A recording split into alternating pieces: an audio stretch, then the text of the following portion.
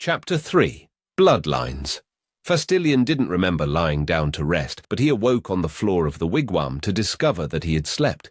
The interior had returned to its previous cramped dimensions with its oppressive heat. No sign remained as proof of his unearthly experience. It was dark outside, and the opening of the door flap had awakened him by allowing in a breeze of cool air. He was weak, but able to sit up and see who disturbed him. "Come out," an unfamiliar voice told him. "You have passed the first ritual. Now it is time for you to begin the second and enter the spirit world." "I've already been there," Fastillion answered as he crawled out, "and I don't want to go back. Take me to raining sunshine instead." Once he was outside, he glanced up to find that three strange figures confronted him. The closest one offered him another bowl of the ritual drink for him to consume. As Fastillion took the bowl to quench his parched throat, he saw that the man dressed in an elaborate ceremonial costume. The figure covered his head with a painted wooden mask that gave him the appearance of a wolf. A large grey wolf's pelt covered his body like a cloak. As Fastillion examined the man closely, he thought that the costume had a suspicious degree of reality. While the mask and pelt were just what they appeared to be, he noticed that the man had extremely hairy legs with bizarrely animalistic clawed feet. Another of the men dressed as an eagle with his own carved wooden mask and a cape of eagle's feathers. Fastillion noticed that the second figure didn't have human feet either. Instead, he stood on massive talon-equipped raptor's toes that attached to thin, scaly legs. The third figure dressed similarly only as a crow, and he too had inhuman characteristics beneath his earthly costume. As soon as Fastillion finished his beverage, the two birdmen grabbed him beneath his arms, then lifted him up. It took Fastillion a few moments to regain the use of his sleeping legs. Once he could stand on his own, they half-dragged him away at a stumbling step. The strange men took him down to the river, where they put him into a canoe before they climbed in too, then paddled away. Fastillion felt deeply relaxed in the cool change of climate. He settled down into the bottom of the canoe to stretch out and rest. The canoe eventually returned to the bank somewhere along the river, then the three figures lifted Fastillion out. They urged him to walk with them up into the woods. Then, after only a short distance, they entered a clearing with a bonfire that burned at its center. Wolfman made Fastillion sit beside the fire. Eagleman brought forward a long, slender pipe like the Iroquois used to smoke their tobacco. Crowman had a small pouch from which he took a large pinch of powder that he placed into the bowl of the pipe. Wolfman asked Fastillion, "Are you ready to enter the spirit world?" "I thought you were taking me to see raining sunshine," Fastillion said. He felt so tired and disoriented that he found it hard to concentrate. "I have to let her know that she can rely on me to care and provide for her." Wolfman's voice was unyielding, but sympathetic. "You can provide for her best by completing your manhood ceremony, then making her your wife. I promise you that I will see to it that she hears that your only thoughts are for her happiness and comfort." Aside from speaking with his fiancée, Fastillion would also have liked to get something to eat and then sleep for a while before he continued. Since the ceremony was his means of showing his commitment toward her, he decided to persevere. "I'm ready," he told them, "even though I've already seen enough of the future. I can only hope that the past suits me better."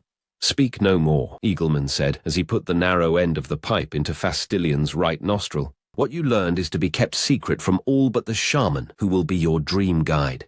While Fastillion remained distracted, Crowman sent air through the pipe by placing his wooden beak over the rim of the bowl and then blowing into it. The pressure forced a blast of snuff into Fastillion's nose. Eagleman shifted the pipe, and then they repeated the process in Fastillion's other nostril before they let him go. Fastillion knew that some men sniffed powdered tobacco or mushrooms, but he had never done either before. The snuff burned the sensitive lining in his sinus, made his eyes water, and his nose run. He knelt before the fire, teetering on the verge of collapse as a powerful intoxication flowed through him. The three shamans walked off into the forest to leave him alone. It was only moments before Fastillion lost his sensations of hunger and weariness. The snuff left him in a state of tranquil peace. He remained aware of his surroundings and spent some time admiring how his hands seemed to change in size, alternately growing larger or smaller independently. An indeterminate time passed before he found himself seated serenely while gazing into the fire. A pair of eyes began staring back at him from deep within the flames, and they caught his elusive attention. The fire condensed around the eyes, taking on the form of a bird. Once the image was complete, a shining black crow flew out of the bonfire. Fastillion had heard Immaculate Flying Snake say that the Micmac god called Raven would visit him. The Micmac told stories about Raven, and they described him as a wise but mischievous power. Fastillion thought the tales he had heard about the cunning Raven had made him sound remarkably similar to the Norse trickster god Loki. The crow asked Fastillion, "Do you know who I am?" Its beak didn't chatter. The words just formed in Fastillion's mind. Even though he didn't hear the words in an auditory sense, they were still in the Algonquin tongue. "You're the god known as Raven," Fastillion answered sluggishly, still weak from his ceremony. "So you must be my spirit guide." Even though he spoke to a god, he did not feel properly awestruck since the bird's innocuous nature failed at adequately conveying the grandeur of a being with such great personal power. "I'm called Raven by some," the bird aloofly acknowledged with a bobbing of his head, "and Old Crow by others such as the Micmac. I have many names among the many peoples in all the lands where black carrion birds fly." His tone became less indifferent and more callous. "Know that I am not some paltry spirit guide or meager beast lord like the jaguar lord you have seen earlier. I am a greater god in my own right, and so not accustomed to being the nursemaid of young unproven mortal fools such as you." "I apologize," Fastillion offered genuinely. "This is all new to me." "Be that as it may," the old crow continued, "in time you will need a proper spirit guide. That misfortunate responsibility is the burden of another, and you're a long way from needing him again. My mission is to show you the past and then help you to master the art of seeing the future." The bird flapped his wings several times before he became calm again. "The king god of the great nations, he who has many names, Kukulkan, Viracocha, and Quetzalcoatl, has assigned me this task, and it is a first for me. You know him as Immaculate Flying Snake in the Algonquin tongue of the north, and he bids that I escort you to Hlidskjalf, the high seat of Odin the Allfather, whom I also know well. They are in agreement that you see and know that which has happened in the past and far away. Rejoice in this honor, human, for few mortals are ever to know such privilege." A blur overtook Fastillion's vision that caused him to lose his equilibrium, then fall backwards to the ground. He gazed up toward the sky as the stars blended and then smeared until all went dim. His vision returned to him, and he found himself seated on a surface that was both hard and cold like stone. The same material pressed vertically against his back so that he felt as though he sat in a throne of some sort, but he couldn't see anything of the invisible chair. Fastillion didn't bother pondering the amazing high seat of Odin because another infinitely grander spectacle assailed him. The view from Hlidskjalf overwhelmed his human capacity to perceive. Just his effort to grasp the nature of the power that the old crow exposed him to absorbed his whole mind. Spread out beneath Fastillion was the entire world. He perceived that it was a mighty sphere, mostly blue in color, with great land masses and even greater oceans. Swirling clouds shrouded the sky in a broken patchwork. Never had Fastillion ever even dreamed that the clouds could be below a man and not above him. Time itself was a tangible dimension when viewed from Odin's lofty observation point. He did not see the world at one time, but at all times. Every detail of every place at any moment were his to observe, if he could only muster the godlike force of will required to command any one time-place to come into full focus. The old crow flew in, then perched on Fastillion's shoulder. He was a black-winged Prometheus, the god who provided fire to Markland's men and taught them the rewards that came from cunning and bold venture. "I will help you," the god told him. "Free your mind and behold your own beginnings." Fastillion tried to relax, while he watched his point of view plunge down from heaven to streak through the clouds toward the eastern edge of a mighty landmass. Alvito had taught him sailor's geography, such that Fastillion knew the relationship between Europe, Africa, and the Near East. He knew of the Isles of Britain and the Norse sea road that led west from Ireland. His own will allowed him to glimpse Iceland and Greenland before he watched his descent take him toward Vinland. Fastillion felt amazed to see that Markland was a vast continent with an equally expansive sister continent to the south. A narrow land bridge connected the two together. His all-encompassing view showed him Leifsbudir and the village's palisade, which was in excellent condition. Alvito's longhouse and church were intact, but his foundry existed as no more than the barest beginnings of its construction. Other subtle clues informed Fastillion that he did not see the village in the present, but in its past before the time he had been born. It confused him because he knew he hadn't been born in Leifsbudir, so he couldn't understand how he could learn anything there about his beginnings.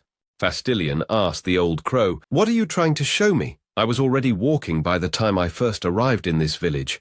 "I am not the one burdened by ignorance," the old crow scorned him impatiently. "What I have brought you to see is right there." He directed Fastillion's attention by focusing their view to settle upon Valborgsson Hall as dozens of men poured out from its doors. "Among those Norsemen is the man who is to be your father." Fastillion felt disappointed to learn that he descended from the Valborgsons, but then he quickly remembered his lessons in local history. In the time he witnessed, the hall belonged to Rolf Bjornsson and his people before the Valborgsons defeated them in an inter-clan war. It didn't make sense to him that a clan so large and powerful as Rolf's could have fallen to the Valborgsons. Scores of the Bjornsson men left the hall to gather down at the river, where they had many huge longboats stocked and waiting to sail. Because time was fluid, as Fastillion watched, it raced forward just as soon as he made recognition of what he saw. The men boarded their longboats, then promptly set off to sea. One of the Bjornsson men who remained behind on the beach captured Fastillion's attention. He was tall and had a full beard of an elder's distinguished grey. Though he was aging, he was still imposing, lean and muscular, as though akin to Odin. Fastillion realized that the man had to be Rolf Bjornsson himself, the clan chieftain. Legend stated that Rolf had survived the massacre of his clan. By clues and instinct, Fastillion understood that Rolf was his grandfather and therefore still alive in the present. As the Bjornsson Norsemen struck their oars and raised their sails, the old crow pulled back the view so that more of what happened came into sight. Time accelerated to show most of the longboats. The wide-bellied cargo carriers sped off to the northeast on their way to Greenland as a trading fleet. A smaller group of 4 sleeker fighting vessels headed south along the Markland coast. The vast majority of the men of Clan Bjornsson had set off at once to challenge the sea.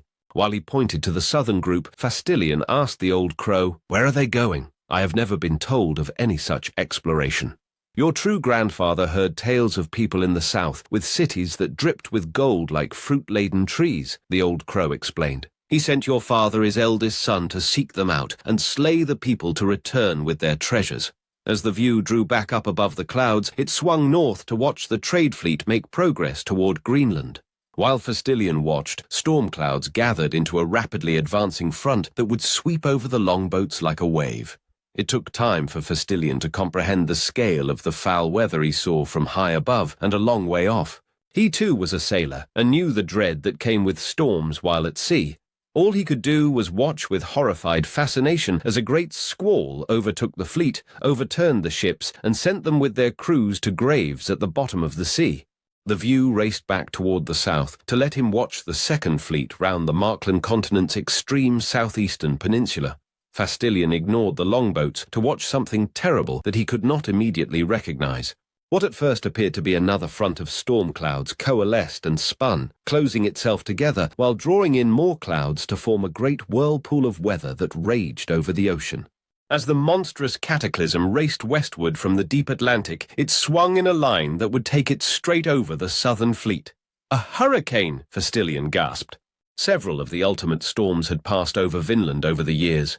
Everyone, Micmac and Norsemen alike, feared and respected their displays of destruction. Anyone caught by one while out at sea was surely doomed. As the hurricane closed on the longboats, the view did also. Fastillion fell through the thickening clouds to find himself surrounded by grim darkness, strong winds, and lashing rain. His advance delivered him to the deck of the lead vessel. In a flash of lightning, he saw that the longboat plummeted down the face of a mountainous wave like a Micmac toboggan on a snowy slope. Standing firm at the steering oar, confronting the worst sort of storm a Norseman could ever encounter, was a man. He was tall, massively muscled, with long blonde braids and a young man's beard. Fastillion saw by the fearless expression and steel will that he was no common sailor, but an Einherji Drighton in the making. Though the sea was a seething cauldron of destruction, the captain always fixed his cold blue eyes straight ahead and kept the bow of his longboat pointed down the colossal waves. "There is your father, Bjorn," the old crow told Fastillion from his shoulder, "the son of Rolf and grandson of Bjorn the elder. Watch and see why Odin does you favors. It's not because of any paltry deeds you have done." As the longboat fought to stay afloat, huge waves crashed over the bulwarks and ripped at the score of valiant Norse sailors who remained aboard. Some of them worked desperately at the Romanesque bronze water pump as they tried to keep the boat from filling in and sinking. Others just clung on while they screamed and watched the horrendous power of the storm that would end their lives. Fastillion was unable to interact with what he saw or feel the fury of the storm. He could only watch as waves tore one man after another from the longboat to die screaming in the sea. A rogue wave finally snapped the mast from the vessel. The enormous pole of polished timber crushed 2 men and damaged the longboat's starboard bulwark before another wave swept it away like a twig. Bjorn continued to command his longboat until a mountain of water smashed down to shatter the keel and split the vessel in 2. Only Bjorn and 2 other sailors managed to avoid drowning because they had lashed themselves to the hull and continued to cling to the floating wreckage which bobbed precariously upon the turbulent sea. Time flowed quickly and the hurricane eventually subsided. The shattered skeleton of the longboat drifted south over the gulf that separated the northern continent from the southern one. For day after day, the men desperately clung to life as they rode the wreckage under a burning sun. They had one remaining skin of fresh water from the many they had kept lashed to the longboat's ribs. It sustained them from readily dying of thirst. After nearly a fortnight, favourable winds and tidal currents washed the wreckage aground upon a tropical beach along the northwards jutting peninsula. None of the 3 occupants still had sufficient life left in them to crawl away from the noonday sun to reach the shade of the nearby jungle. With the old crow on his shoulder, Fastillion watched the beach as a group of 15 South Markland women came out of the jungle to investigate the wreckage. Each of the women was in her youthful prime, exceptionally tall and exquisitely muscled. Their physical aptness was so extreme that perhaps only one Norse woman in many thousands would have a physique worthy of joining their company, and only if she exercised extensively. As a race, they had the dark hair and eyes typical of all Marklanders. Their skin was slightly browner, but not more than would be accounted for by the intense sunshine of their tropical homeland. The women wore fine cords around their shapely hips to support skimpy loincloths that consisted of only a front panel. For weapons, they carried short fighting spears with broad tips they had crafted from flint or obsidian. They were conspicuously devoid of any jewelry, tattoos, or other obviously superficial adornments. Women that showed such sparseness of vanity were unknown to Fastillion, and it made him wonder if they found sufficient pride in their physical magnificence. The women scattered scavenging seabirds that gathered to pick the flesh from the 3 helpless Norsemen as though they were already corpses. Fastillion examined the women closely in the hope that he might recognize some family resemblance in one of them so that he might identify her as his mother. None of them seemed that readily familiar. While a few of the women cautiously watched the jungle as guards, the rest carried Bjorn and his 2 remaining crewmen from the wreckage, then laid them out on the beach. The women spoke to one another in a strange language that was wholly unfamiliar to Fastillion. By some magic inherent in Odin's high seat, he found that he was still able to understand them. It was immediately obvious that they had never seen a Norseman before, or anyone else with non-Marklandish features. One of the women examined Bjorn's throat for any signs of injury before she checked his pulse. They looked like Moksei, who have had all their strength and colour drained out of them by an Adsaiman, she described them introspectively. I don't see any feeding marks. Even a forest demoness knows to avoid Moksei, another one countered. Maybe they're a kind of seafaring Moksei we've never seen before. Yes, they must be Moksei, who are sick from being lost at sea, a third woman speculated. We should kill them while we have the chance. If they get back home, they'll get healed. Whatever they are, they're not Moksei, a 4th huntress concluded. We should take them back to the village and let Hanats decide what should be done with them. It would be best if we get going so that we're not out of the village after dark. We can always kill them later. A short debate settled them on the latter option. The women spent a brief time searching the longboat's remains, where they found Bjorn's broadsword in its scabbard. They also confiscated the men's 3 knives. After they lashed the men onto carrying poles using vines, they picked them up, then conveyed them off through the jungle. Fastillion observed the women trekking through the lush tropical rainforest with their 3 helpless captives. The men were too weak to even speak, much less complain about their hostess's uncompassionate treatment. Despite the burden of the men, the women maintained a quick jogging pace. Their trail was narrow, and the humid heat was oppressive, yet nothing seemed an inconvenience to them. Their eyes always searched about warily, as though enemies might be upon them at any moment. The women's village was half a day's walk inland, but they made the journey in a third that time. The first sign of their home territory arose when they entered a verdant valley flanked by high mountains. Their trail took them between two towering pillars of cut and polished stone. Jungle plants with gigantic leaves and thick vines concealed most of the stonework, but what remained was impressive.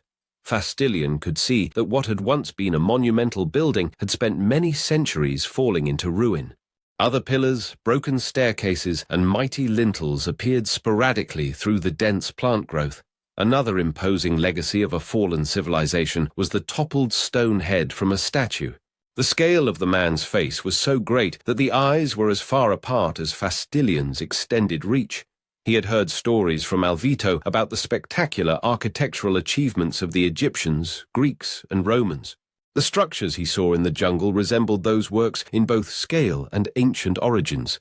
The women pressed on through the vast fallen metropolis. Huge trees grew through buckled roadways of paved stone as proof that more than millennia had passed since the lost city's inhabitants had abandoned it to nature. As the group neared the far end of their valley, one woman signaled for the others to stop. The beautiful huntress sniffed at the air to emphasize that she had detected something out of the ordinary. None of the others considered their senses of smell to be powerful enough to justify their participation. "I smell moxie," the sniffing woman whispered. "They're close." The lead huntress asked, "Are you sure? How old is the scent?" "It's so strong that I'm worried about one of them reaching out to touch me." "That's how close," the woman retorted harshly. "You should know by now to trust in the perceptions of a blood panther huntress."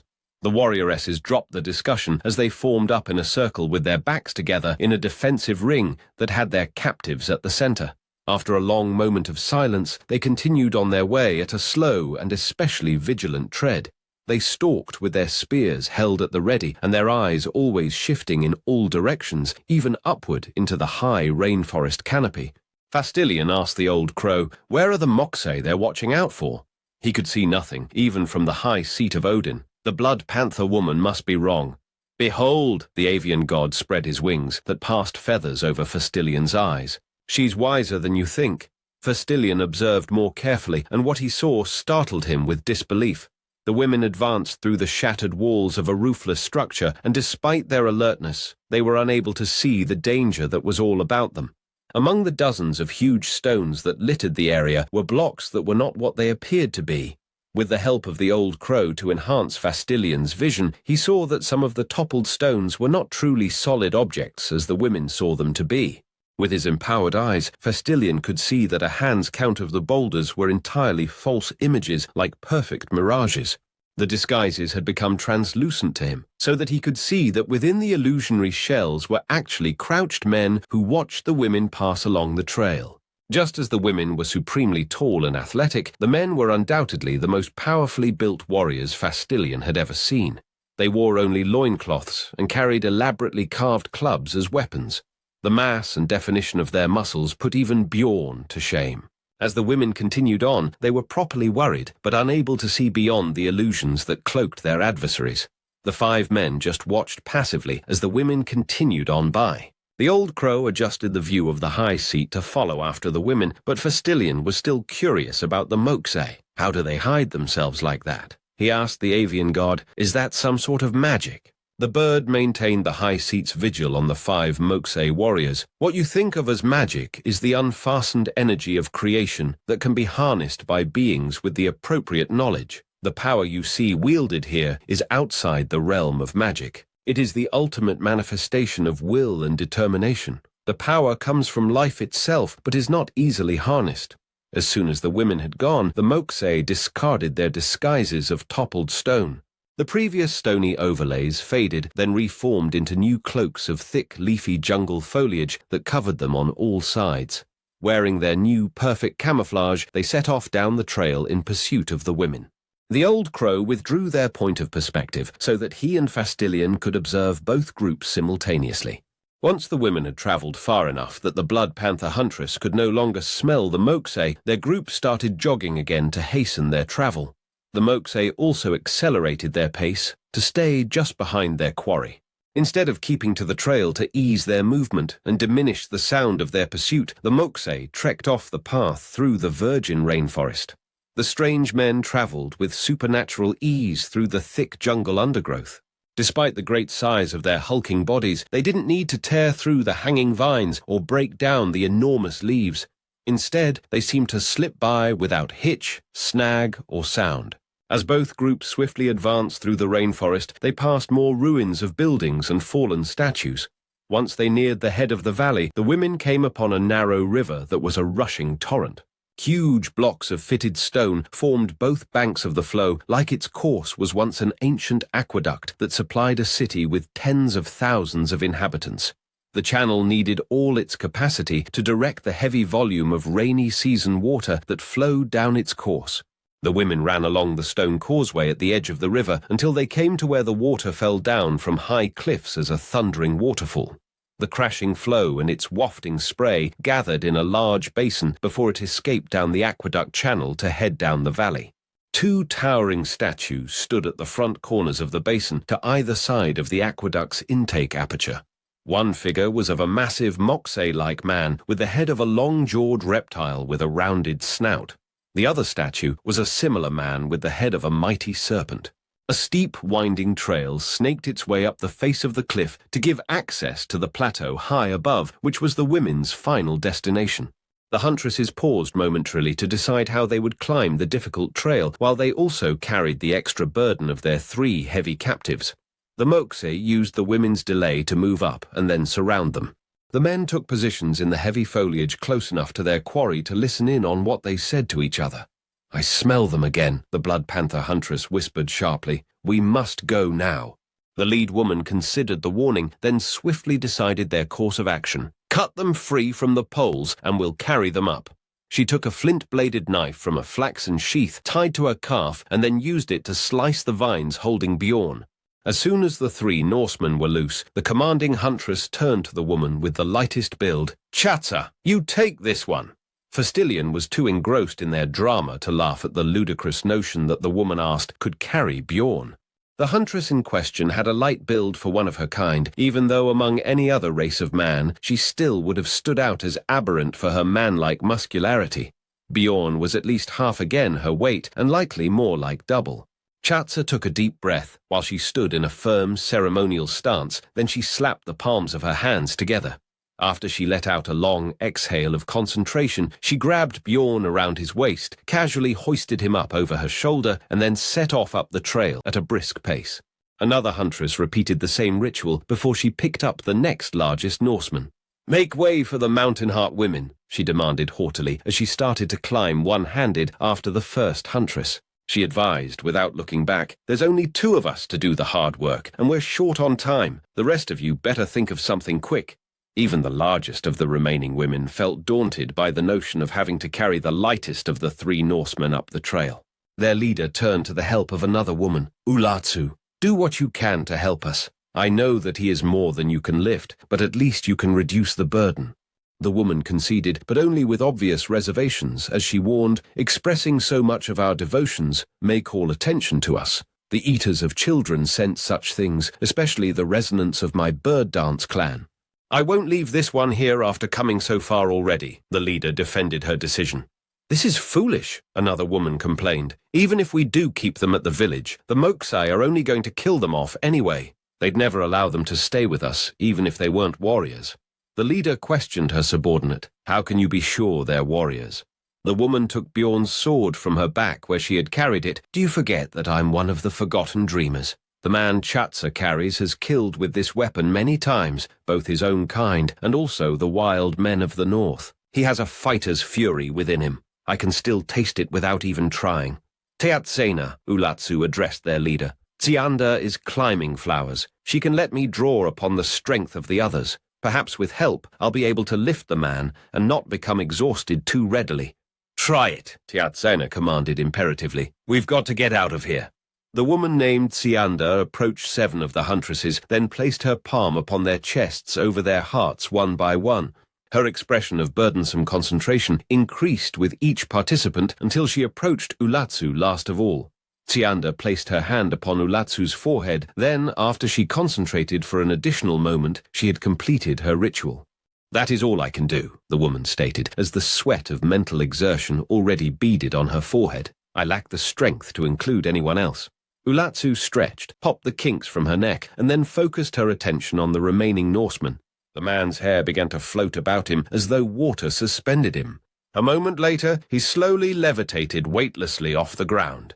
"I have him," Ulatsu declared proudly. "By myself. I couldn't keep this up, and even with their strength to drain, it won't last long."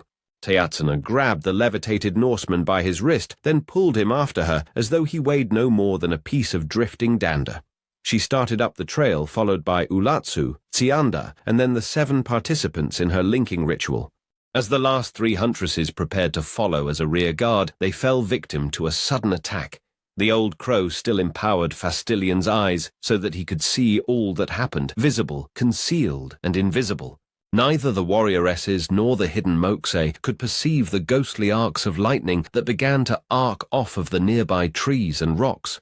Dozens of surging electric tendrils converged inaudibly to generate a sphere that was luminous to Fastillion alone. The energy effects were nearly instantaneous, and once they were gone, an inhuman being stood at the center of the departed spectacle. The creature was like a naked, sexless human with wrinkled grey skin. It had thin, emaciated limbs, extremely elongated fingers, and a huge head reminiscent of a lamprey. The eyes were great black hemispheres that protruded from the sides of the monster's head. Serrated teeth ringed its jawless circular mouth, and each of them could flex on an articulated joint to control their angle of attack when it bit. In the center of the feeding orifice was a black beak similar to those on seed-eating birds or aquatic octopi, except that the creature's beak telescoped in and out of its mouth on a muscular, tentacle-like appendage. The inexplicably freakish thing advanced toward the 3 women while still invisible and undetected.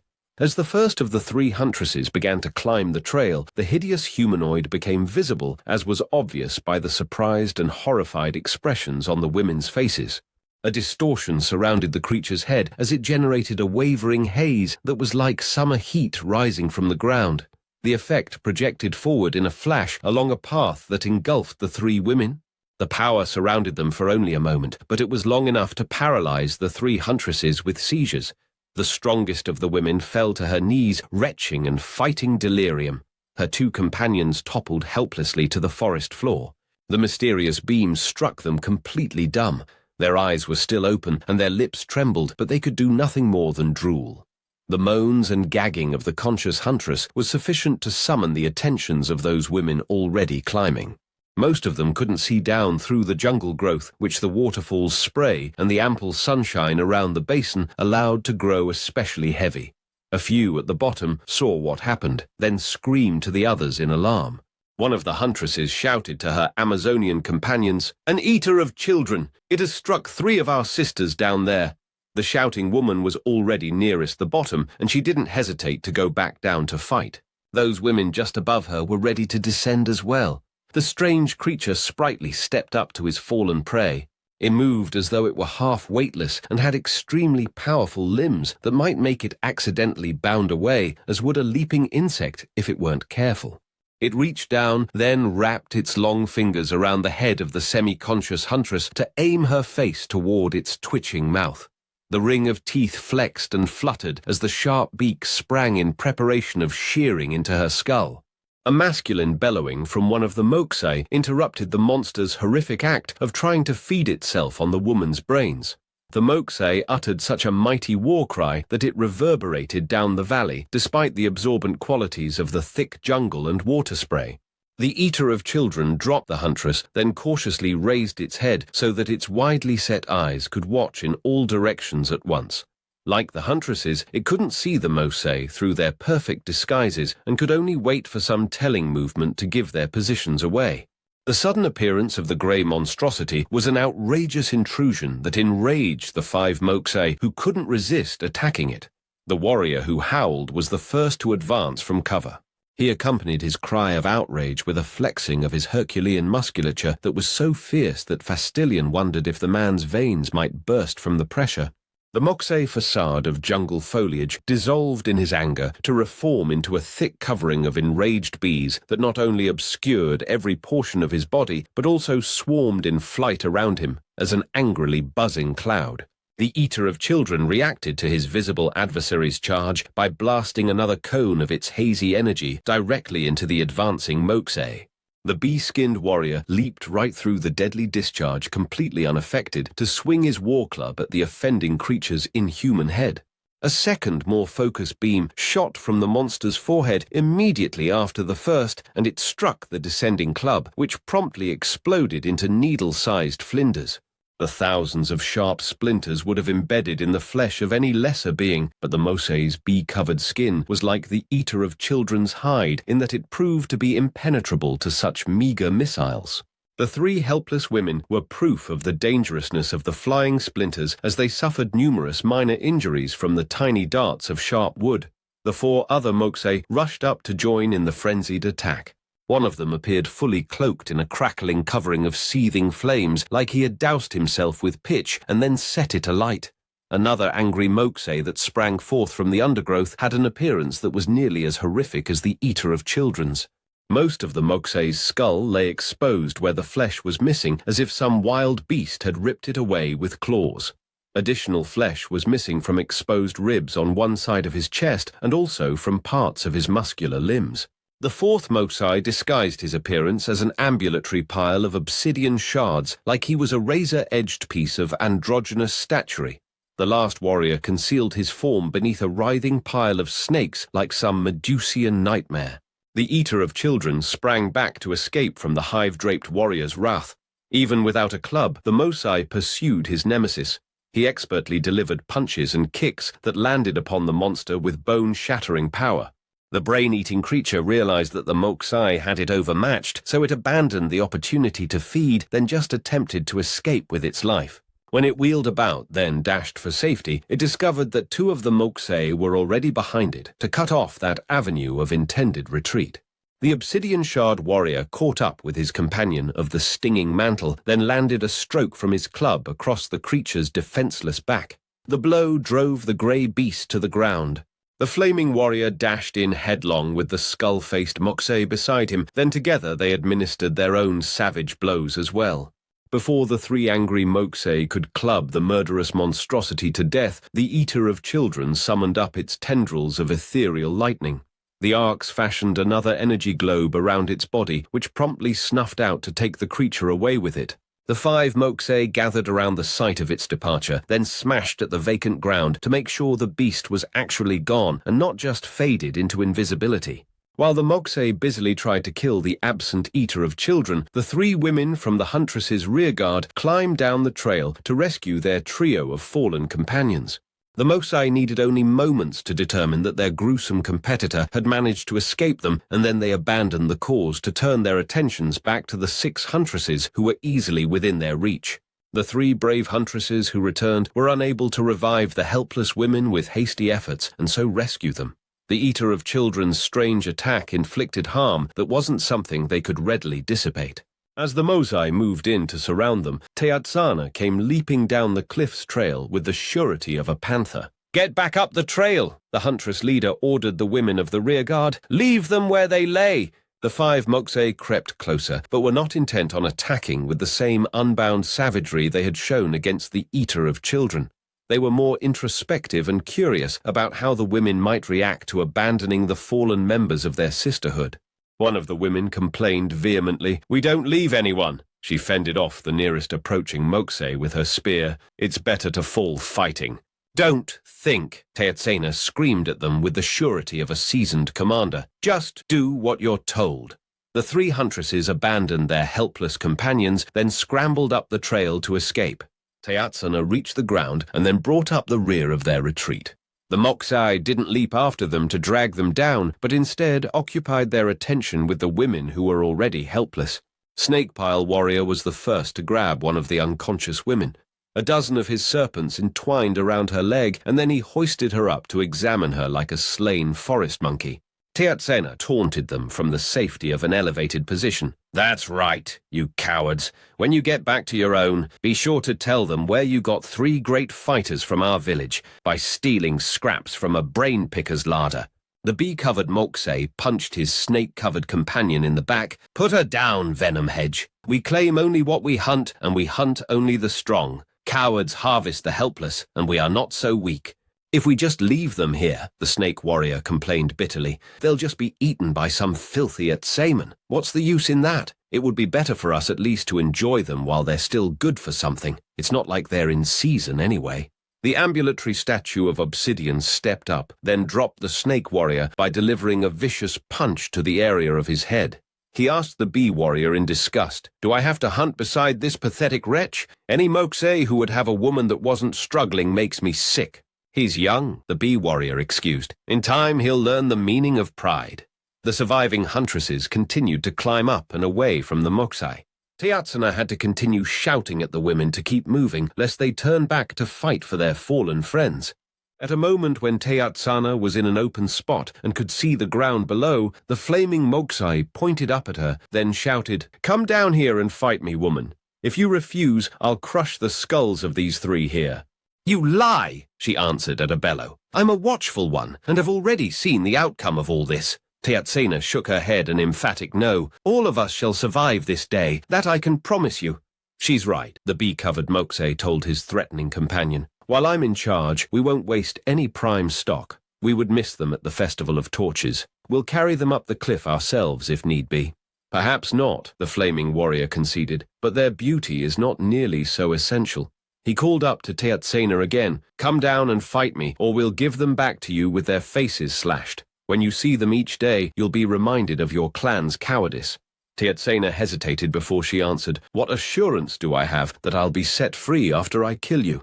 Her compliance surprised the bee-covered Moksei. "I guarantee that the honor of the challenge will be respected," he shouted to her. "You have my promise that your warrioresses can take back to your village. Let them know that Stingbeard is a Moksei of his word and a benevolent herdsman." "I will fight him," Teatsena decreed for her audience. She headed confidently back down the trail. "My spear will stand tonight before Watchful One Manor covered in Moksei blood." "If you kill me," the flaming Moksei responded, "you can tell the tale with pride, for you're about to test your worth against bone rays." Teatsena descended the trail only to pause on a narrow ledge just above the reach of her enemies. She stood passively leaning on her spear like a crutch and acted as though she had nothing to worry. "Take the time to make peace with your ancestors, Bone Licker. This is going to be over just a moment after it begins." Bone Rays laughed at her. "Don't waste your time or your taunts, woman. I'm no fool." He crouched ready to fight in a stance that refused to lower his guard. "You're waiting to sense my moment of weakness so that you can kill me with some cheap ploy. As you can see, I have no weaknesses." She gave her adversary a complacent smile. "You're right about me using my clan's devotion to know when you're most vulnerable to my attack." The Moksei asked apprehensively, "Then what's so funny? You can see that I'm ready for you. You're going to have to come down here and fight me. I'm not about to fall into some foolish trap." As she unexpectedly burst into action, Teatsena shouted, "You already have!" She spun the shaft of her spear to use the obsidian blade to hack through a thick vine that stretched nearby. "I finished my preparations for this battle yesterday." The vine she cut lashed through the air as some distant weight pulled it away. An instant later, a dozen massive log sections began falling from high up in the nearby trees, and they pulled more vines as they came crashing down. The onslaught of noise and motion assailed the Moksei from all sides so that they became confused with no idea in which direction they should retreat to for safety. The 4 Moksei not involved in the fight chose to stay still and do no more than glance directly upward to make sure that a log wasn't about to crash down onto their heads. Bone Rays was also concerned about having a deadfall strike him, and he felt certain that such an assault was Teatsena's plan for defeating him. To avoid her unseen trap, he sprang toward the water channel where there were no trees overhead to support the machinations of her devious foresight. Instead of avoiding her designs, he plunged headlong into the midst of them. The heavy wooden counterweights drew up numerous vines that all connected to a woven net that Teatsena had hidden beneath a covering of forest litter. Bone Rays gave a shout of surprise as the net snatched him up into a bundle, then swung him off through the air. The flames he wore as his battle guise had no power to burn him free, neither could his club sever vines so that he could cut his way out of the net. His fabulous strength couldn't find sufficient leverage to burst his confinement. The vines in the net were still green and especially fibrous in their elasticity. At the height of Moksai uncertainty, Tiatsana leapt down from her high perch to drive her spear into Bone Raise's chest as he swung by. The flaming Mose was effectively helpless, and she possessed more than ample skill to assure that she wouldn't miss slaying her quarry. A moment before Teatsina could make her kill, an explosion blew the net open from the inside and set loose a shower of vine fragments and assorted forest litter. The remains of the net sagged closed as its contents evaporated amidst an intensity of the reaction. Teatsina paid no mind to what she saw or heard. She maintained her focus to drive her spear on target for the center of the net. Her bladed obsidian point struck solidly into muscular flesh. Blood sprayed and splashed down to the ground as Bone Raise screamed in pain and then reappeared as he hung limply inside the confines of the intact net. His mind illusions had failed to make her believe he had escaped. As his illusionary discipline faltered entirely, he revealed his true form to be that of a handsome Marklander of majestic physical prowess, with Teatsina's spear buried in his chest. The huntress dropped to the ground like a panther as she left her foe swinging overhead with her spear still trapped in his body. "The victory is mine," she cried with valiant emotion. "Now be gone from our lands, and leave my huntresses unharmed." "In a moment," Stingbeard replied. He felt pleased by her success, and not at all angered by the mortal wounding of his companion. The Mose stared up at Bone Raise, who was still partially conscious and gushing blood from his spear wound. "Remove the spear and control your bleeding," he told him. "Do it quickly, and you may yet survive the unpleasant consequences of your incompetence." "I defeated him in fair contest," Teatsina complained angrily. She feared some sort of betrayal. "His life is already mine." "You defeated him," Stingbeard agreed, "but it was hardly within the implied terms of a single combat. You can keep your victory and your followers, but he is coming with me." The Moksai watched Bone Raise with calm interest, assuming he can pull himself together. Bone Raise stopped bleeding for no apparent reason, then after a few long moments he mustered the strength to pull out the spear that afflicted him. The weapon fell to the ground where Tiatsana retrieved it. The wounded Moksai briefly struggled against the vines that confined him, but quickly became too exhausted to continue his futile efforts at securing his freedom. Stingbeard extended an empty hand, then focused his attention upward. As moments passed, the vines holding Bone Raise quickly turned brown, dried out, and then crumbled. The net lost all of its original resilience as it progressed through the natural process of decomposition with unnatural rapidity. The vines aged months in only moments until they became so brittle that Bone Raise tore through the bottom of the net, then fell free. The Moksai crashed crudely to the forest floor where he moaned in agony.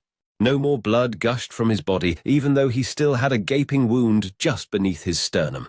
The four healthy Moksai changed their external appearances to their jungle camouflage, picked up their wounded companion, and then carried him off into the rainforest, where they summarily disappeared. Tiatsina's party of huntresses returned from the top of the cliff to aid their leader after they had delivered the 3 Norsemen to safety. The women were fearful that more Moksai or another eater of children might find them, so they quickly lifted up the 3 incapacitated huntresses, then set off up the trail toward the security of their village. Fastillion and the Old Crow flew skyward to watch as the women reached the top of the cliff. The Old Crow took them high above the valley so that Fastillion could take in the majestic view laid out below them. The high ground at the head of the valley was an area of about 100 acres square that was completely free of jungle growth. The treeless ground was not barren, but instead filled with an expansive display of ancient architecture that was lush with cultivated life all of its own. The huntress's elaborate village had once been some ancient ruler's personal palace back in the days when the valley was fully populated. The archaic citadel was of impeccable beauty and sprawled in lavish dimensions.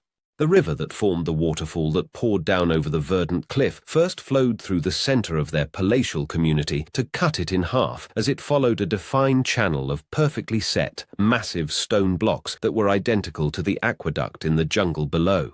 Smaller canals split off from the main course so that directed water surrounded the entire community and also divided it into 4 quarters. Straddling the main waterway at the front of the two rearmost districts of the community was the largest solitary structure that Fastillion had ever seen. It was a mighty ziggurat that stood the height of a bowshot.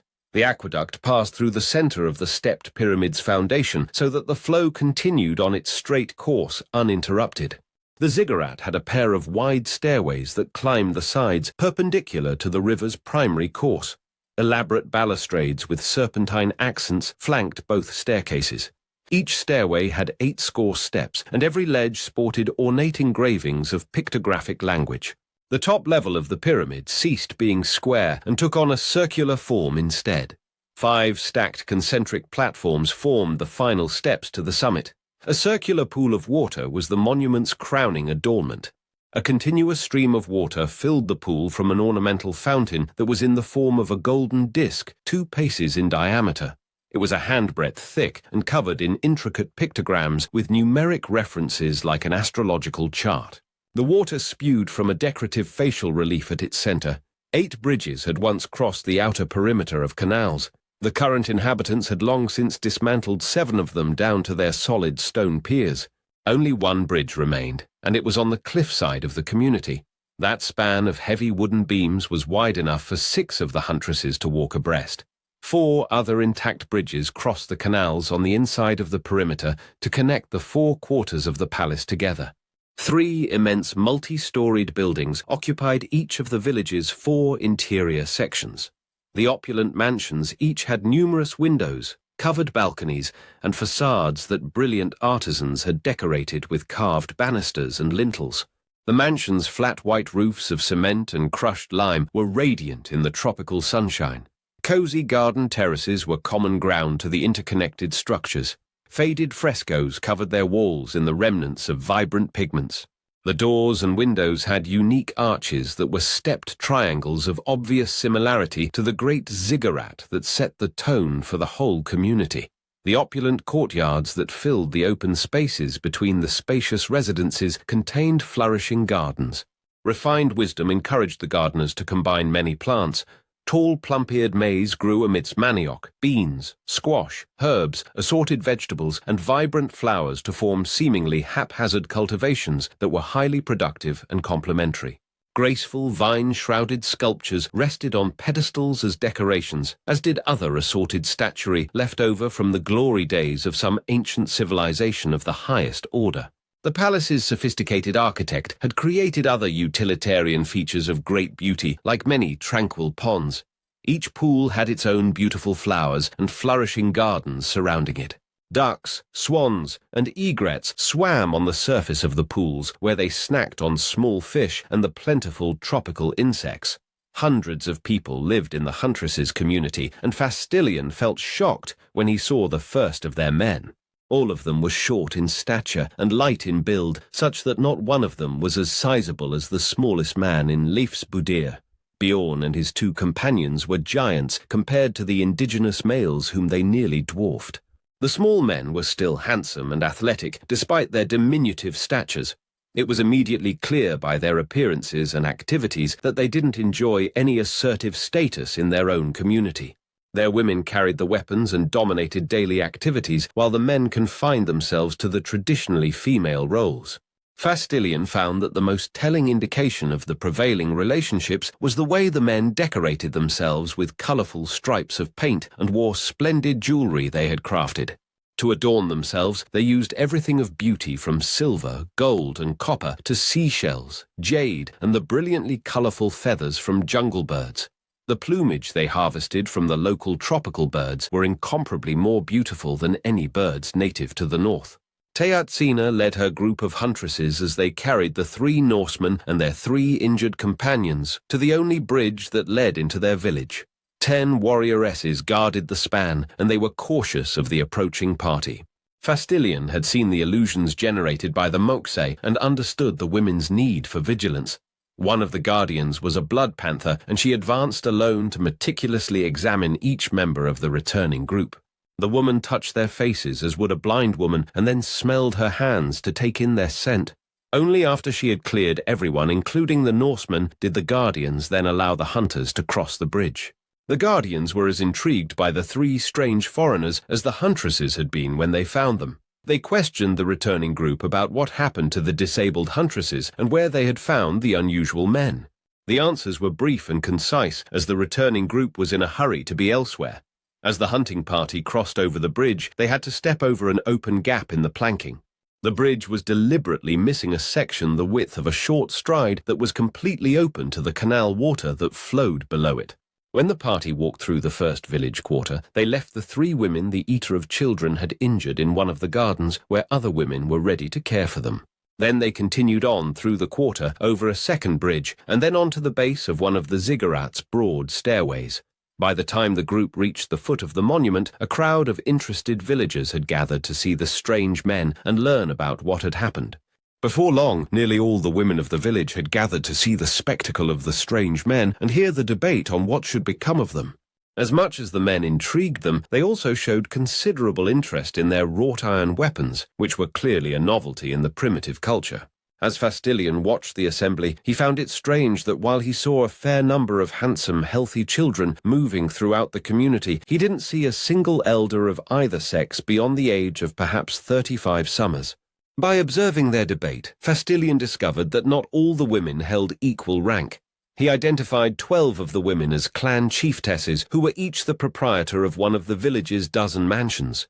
Those ardent beauties distinguished themselves with golden lip plugs similar to those that Fastillion had seen worn by men in his previous vision. Entourages of huntresses closely escorted their individual chieftesses, and everyone in the community deferred to the 12 heroines as a governing body. A 13th head woman was the village's supreme leader, and she distinguished herself by wearing the lip plug of authority in addition to a beautifully coloured blue-green feathered headdress. She was one of the oldest people Fastillion could see in the village, but even so, she was an incredible specimen of female beauty, stature, and athleticism. Teatsana wasn't a chieftess, only a respected hunt coordinator from the Watchful One clan.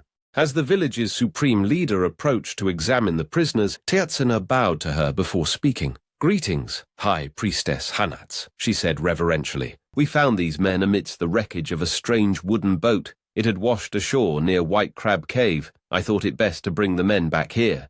She held out her spear to show the blood on it. "An eater of children attacked us and injured 3 with its silent scream, before a party of Moksei that were trailing us chased it off. I had to fight one of them to bring everyone back safely." The 12 chieftesses gathered around to hear the High Priestess's opinion about the unusual discovery. Teatsana's chieftess clapped her capable hunt leader on the shoulder. "Our clan foresaw all the dangers during our meditations yesterday morning. The proper preparations were then made to ensure that it would be resolved successfully." "We have to get rid of them," the priestess declared nonchalantly about the men after she gave them only a momentary inspection. "I don't know where they're from, but they're obviously freaks, and quite likely ill from disease. We can't risk ourselves with the introduction of some form of contagion. They're suffering from exposure, thirst, and hunger," one of the lip-plug chieftesses refuted. "Aside from that, they seem healthy to me. They seem especially large and well built for men from the outworld. Maybe they're Moksei of some kind." Another chieftess asked rhetorically, "How often do golden-haired strangers arrive in a boat from the sea? It could be that they're emissaries of Kukulkan. If we kill them and they're his envoys, it would bring his wrath down upon us." Most of the superstitious women agreed with the latter observation, and it prompted another of the chieftesses to voice her opinion. "No one has ever seen such men as these before, or even heard stories of them. I, for one, cannot believe that there isn't some higher connection. The gods must have sent them for some purpose." "Very well," the beautiful headdress-wearing High Priestess conceded. "We shall not kill them, but if they were sent by Kukulkan, they surely don't require any special help from us to complete their duties to him. We shall give them shelter, food, and water, but nothing more. If they recover, we'll reconvene to decide what to do with them. If not, then there is no problem. By the looks of them, I doubt they'll endure for much longer than a few days at most." The hunt leader of the expedition that found them was from my clan, the Watchful One chieftess stated. She was a striking beauty who was tall even for her astonishingly well-formed people. "It's only right that the men should stay in our care until this is resolved." "As you wish," the High Priestess agreed before she raised her voice to address everyone. "Kitsan claims the visitors. They'll stay with her clan until I state otherwise." Before disbanding the meeting, she addressed Kitsan a final time. "Keep me abreast of their conditions. When they're well enough to talk, I wish to be there when they're interrogated." She walked off through the crowd toward the front quarter where the wounded had been left. "Now I must see to the injured and ascertain the severity of their enfeeblement." Kitsan ordered her watchful huntresses to take Bjorn and his 2 companions to the clan's residence, which was located in the front quarter near the entry bridge. The women carried the Norsemen to a small room on the mansion's lower floor where they unceremoniously abandoned them on woven mats they cast upon the floor. Further orders from Kitsan sent several of her clan's effeminate men into the chamber to provide care for her prisoner guests. The small men supplied only minimal assistance by washing them, supplying fresh water and regular feedings. The food was always the same, a grilled maize patty bread with a pasty manioc mush, spicy hot venison jerky, and the roasted, shredded flesh of some sort of bird. The small men brought all the meals on large tray-like leaves without any utensils. Even the drinking bowls they provided were made of soft wood so that the Norsemen had nothing that they could improvise into a useful weapon.